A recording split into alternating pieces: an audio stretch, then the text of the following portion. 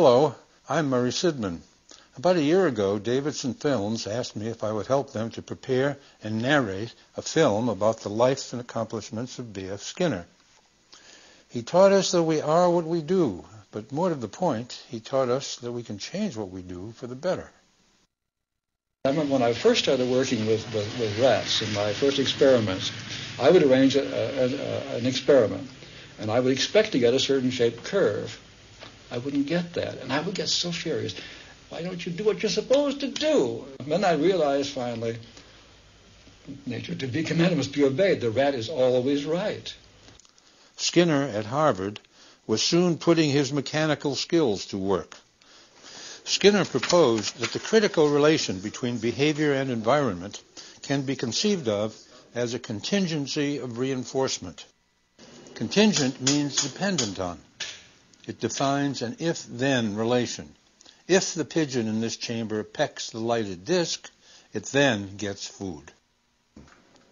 This pigeon's behavior has been shaped into ringing the bell by requiring closer approximations to the desired behavior before giving it food.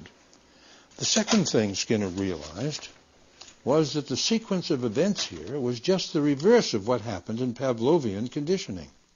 Pavlov got his dog to salivate in response to a stimulus, the metronome. Pavlov's and Watson's work led to a stimulus-response psychology that many have recognized as too simplified and mechanistic to account for the great variety of human behavior. But Skinner got his animal to peck a disc not by presenting it with a stimulus beforehand, but instead by presenting a consequence afterward. The important event here was the food that came after the animal pecked the disc. This was no longer stimulus-response psychology.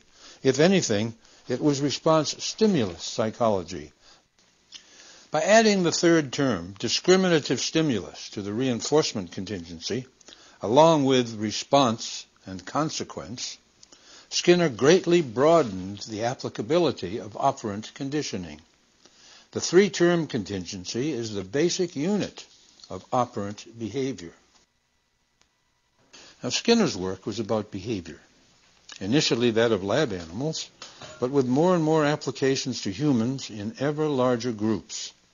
Although the focus of his science was always on individuals, his later writings dealt with how we, through understanding our own behavior, could restructure social systems to improve life for ourselves and for the planet Earth. Skinner's interest in how environments shape human interactions and how human life can be improved by the application of behavior analysis can perhaps best be seen in his own environment, a basement study which he designed to support the writing that was the focus of his life. He was his own best human subject.